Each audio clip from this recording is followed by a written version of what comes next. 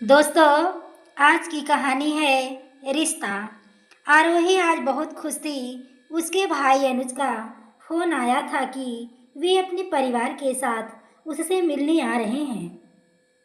आरोही ने सुबह जल्दी उठकर अपने पति अमरजीत को जगाया। आरोही, सुनो जी, अनुज की ट्रेन आने वाली होगी। आप जल्दी से तैयार होकर स्टेशन चले जाओ। जब से हमने घर बदला है, वे पहली बार आ रहे हैं। उन्हें तो यहाँ के रास्ते भी पता नहीं है। अमरजीत, तुम्हारा दिमाग तो ठीक है। कौन सा वीआईपी आ रहा है जो मैं उसे लेने जाऊं? अपने आप टैक्सी करके आ जाएगा और फिर उसे ऑफिस भी तो जाना है। बेकार में सुबह सुबह नींद खराब कर दी। यह कहकर अमरजीत दोबारा सो गया।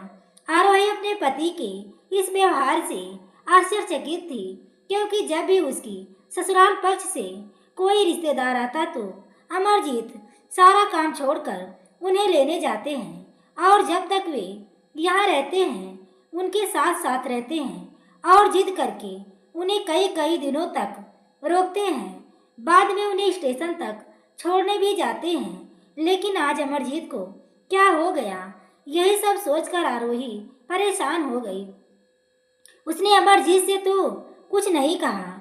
बाहर बैठी अपनी सासू माँ के पास गई और पूछा, अम्मा जी, आज नाश्ते में और खाने में क्या बनेगा? कमला जी, अरे बनेगा क्या, वही जो रोज बनता है। आरोही, लेकिन माँ जी, आज मेरे भैया अपने परिवार के साथ आ रहे हैं। मैं सोच रही थी आज कुछ अच्छा बना लेते हैं। कमला जी गुस्से में, कोई ज़रूरत नहीं है अपने पीहर वालों की खातिरदारी करने की। नहीं, वे लोग यहीं पैर फैला लेंगे। आरोही की आंखों से आंसू छलकने लगे। वह किसी तरह अपने आप को कंट्रोल करके रसोई में चली गई और रोने लगी। कुछ देर बाद अनुज का फोन आया। दीदी, आप इस लोकेशन भेज दो, मैं टैक्सी करके घर आ जाता हूँ। आरोही ने जल्दी से उसे लोकेशन भेज दी और वह सीधे अपने पति अमरजीत के पास चली गई। आरोही ने कहा, सुनिए जी, आज मेरा भाई अनुज पहली बार हमारे इस नए घर पर आ रहे हैं। आज आप ऑफिस से छुट्टी ले लीजिए, उन्हें अच्छा लगेगा। अमरजीत ने कहा, नहीं आरोही, मुझे ऑफिस में ज़रूरी काम है। हो सका तो शाम को जल्दी आ जाऊंगा। आरोही चुपचाप अपने काम में लग गई। अमरजीत नाश्ता करके ऑफिस चला गया। माँ जी भी नाश्ता करके पड़ोस में चली गई। कुछ देर बाद घंटी बजी। आरोही ने दरवाज़ा खोला तो देखा उसका भाई अनुज, भाभी उजाला और उनकी बेटी पिंकी खड़ी थी। भाई को इतने सालों बाद देखकर आंखें भर आई। वह भाई के गले लगकर रोने लगी। अनुज भी अपने बाप को रोक नहीं पाया और उसकी आंखों से भी आंसू बहने लगे। आखिर कई सालों बाद अपनी बहन को देख पाया था। कई सालों से केवल फोन पर ही बात हो पा रही थी। दीदी, क्या बात है, आप रो क्यों रही हो? सब ठीक तो है ना? आरोही मुस्कुराते हुए, भाई तुझे देखकर बहुत खुशी हुई। यह खुशी के आंसू हैं। उसके बाद आरोही ने अपनी भाभी उजाला और उनकी बेटी पिंकी को गले लगा लिया। आरोही ने मिलने के बाद सबको सोफे पर बैठाया और जल्दी से रसोई में पानी लेने चली गई। अनुज ने कुसुम के हाथ से पानी का गिलास लेते हुए पूछा, दीदी, जीजा जी कहाँ हैं? आरोही के चेहरे पर उदासी के भाव आ गए। उन्हें छिपाते हुए उसने हंसते हुए कहा, वे तो आज छुट्टी करना चाह रहे थे, लेकिन अचानक ऑफिस में ज़रूरी काम आ गया। पर वे काम खत्म करके जल्दी वापस आ जाएंगे। अनुज, इतने दिनों के बाद बहन की याद आई। नहीं दीदी, ऐसी बात नहीं है। तुम तो जानती हो, पिताजी के बाद दुकान की जिम्मेदारी मेरे ऊपर आ गई थी। पिताजी ने काफ़ी कर्ज ले रखा था, जिसके कारण दुकान से हाथ धोना पड़ा। जैसे तैसे करके मुझे एक नौकरी मिली है, जिसमें कहीं आने जाने का समय ही नहीं मिल पाता है। आरोही ने आश्चर्यचकित होकर पूछा, क्या हमारी दुकान चली गई? लेकिन क्यों? और इतना कुछ हो गया, तुमने मुझे कुछ बताया क्यों नहीं?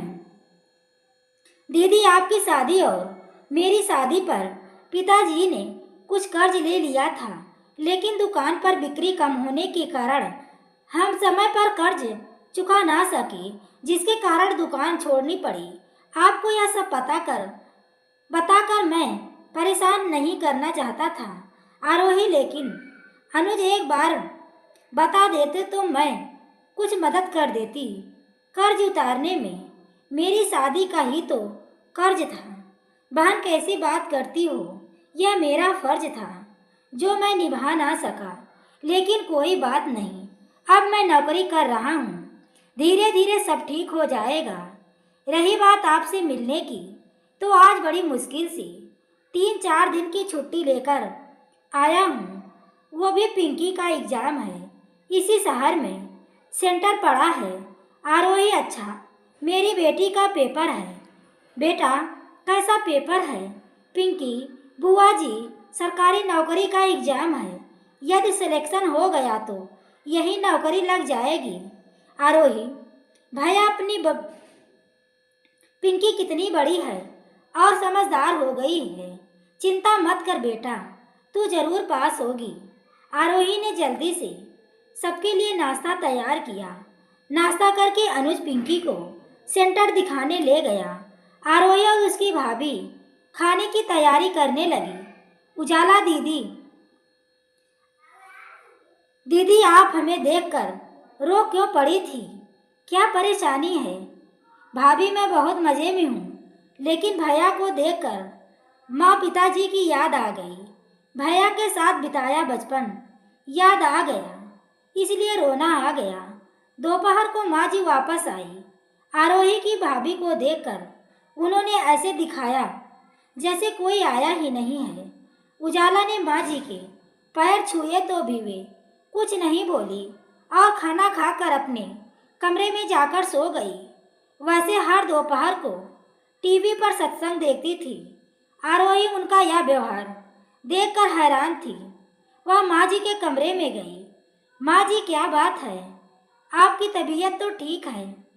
तुम्हारे रिश्तेदार कब जाएंगे? मुझे घर में सुकून चाहिए। आरोही ने कहा, माँ जी, ये आप क्या कह रही हैं? भाभी सुन लेंगी तो उन्हें बुरा लगेगा। बुरा तो लग रहा है तो लगे दे, ये जब तक यहाँ है मैं अपने कमरे में ही रहूँगी। आरोही, लेकिन माँ जी, क्या बात है? तुझे नहीं पता इन्होंने कैसे हमारे साथ धोखा किया है? शादी में कहा था कार बाद में दे देंगे, आज तक कार का पता नहीं है। आरोही, माँ जी, धीरे बोलिए, आपको तो पता है शादी के समय कितना कर्ज हो गया था। उसके 2 महीने बाद पिताजी चल बसे। कर्जे के चक्कर में हमारी दुकान भी चली गई। अब तो भैया नौकरी कर अपना खर्च भी बड़ी मुश्किल से चला रहे हैं। कार कहाँ से देंगे? माँ जी, अच्छा, तभी से छुट्टी मनाने और फ्री में मेरे बेटे के पैसों पर मौज उड़ाने यहाँ आए हैं। आरोही, नहीं माँ जी, वे तो पिंकी के एग्जाम के चक्कर में आए हैं। माँ जी, ठीक है, इनसे कह दे पेपर खत्म होते ही चले जाएं। आरोही की आंखों में आंसू थे। तभी उसने दरवाजे के पास एक परछाई देखी। वह अंदर तक कांप गई। उसे लगा जैसे उसकी भाभी ने सब सुन लिया। आरोही ने जल्दी से आंसू पोंछकर रसोई में गई तो देखा उसकी भाभी बर्तन साफ कर रही थी। दीदी खाली बैठी थी तो सोचा बर्तन ही साफ कर दूं। भाभी, मैं जानती हूँ आपने सब सुन लिया, लेकिन आपको मेरी कसम भैया को कुछ मत बताना। दीदी, मैंने ज़्यादा कुछ नहीं सुना, बस यह समझ आया माँ जी हमसे नाराज हैं। वैसे भी बुजुर्गों की बात का क्या बुरा मानना। आरोही भाभी से नजरें नहीं मिला पा रही थी। कुछ देर में अनुज और पिंकी भी आ गए। उजाला ने खाना परोस दिया।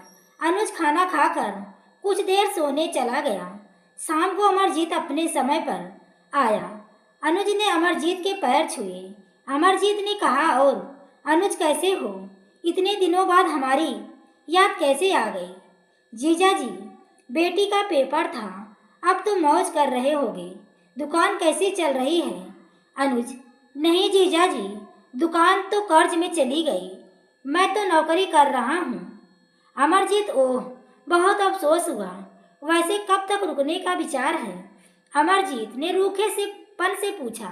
अनुज, बस कल पिंकी का पेपर है, शाम की ट्रेन से निकल जाएंगे। अमरजीत, ठीक है, सुबह मिलते हैं। मैं बहुत थका हूँ। अपने कमरे में चला गया। उसने आरोही से खाना वहीं लाने को कहा। आरोही, अब आप भैया के साथ खाना खाते तो उन्हें अच्छा लगता। अमरजीत ने कहा, देखा नहीं, तुमने दुकान के सारे पैसे मार कर बैठा है और कर्ज का बहाना बना कर रहा है। ऐसे लोगों से दूर ही रहना अच्छा है। आरोही को बहुत बुरा लग रहा, लेकिन वह कुछ नहीं बोली। अगले दिन अमरजीत अनुज से मिले बगैर ऑफिस चला गया। शाम को पिंकी पेपर देकर वापस आई तो अनुज ने आरोही से बात की। दीदी, मैं जानता हूँ हम गरीब हैं, इसलिए जीजा जी और माँ जी ढंग से व्यवहार नहीं कर रहे हैं। आप उन्हें कुछ मत बता कहना, और हो सके तो मुझे माफ़ कर देना। यह कहकर वह रोने लगा।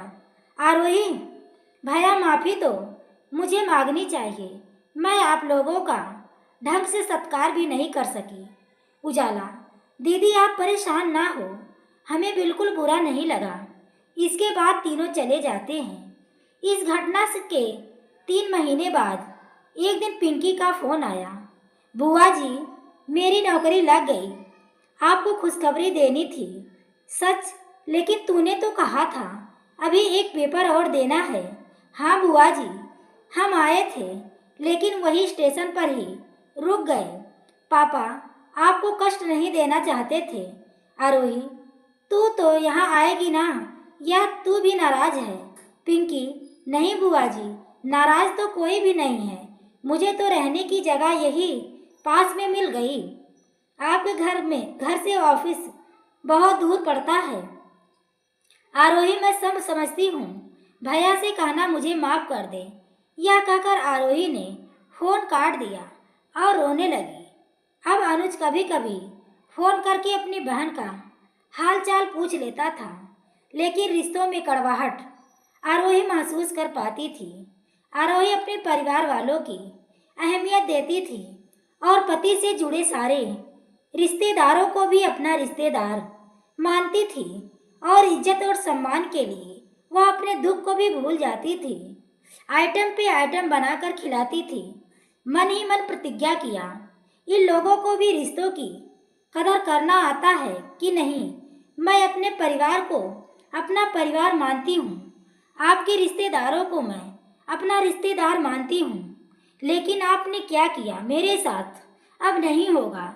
जिस तरह मैं आपके परिवार वालों का अपना परिवार मानती हूँ, उसी तरह भी आपको भी मेरे मायके वालों को अपना परिवार समझना होगा। मुझसे जुड़े रिश्तों को भी अपनाना पड़ेगा। अमरजीत आरोही का रूप ऐसा नहीं देखा था। वह हमारे मौसी के सामने ऐसा जवाब देगी। इतने में अमरजीत की मौसी उन लोगों के बीच में आ जाती है। क्या हुआ बहू, क्यों बोल रही है? सारी बात आरोही ने अपनी मौसिया सास को बता देती है। इस तरह से दोनों माँ बेटे लज्जित हो जाते हैं। दोस्तों, कहानी आपको कैसी लगी कमेंट बॉक्स में ज़रूर बताएं। कहानी पसंद आई हो तो प्लीज़ वीडियो को लाइक और शेयर करें। चैनल पर पहली बार आए हो तो चैनल को सब्सक्राइब करें। आगे के नोटिफिकेशन के लिए बेल आइकन को ज़रूर प्रेस करें। पूरी वीडियो देखने के लिए आपको तहे दिल से धन्यवाद।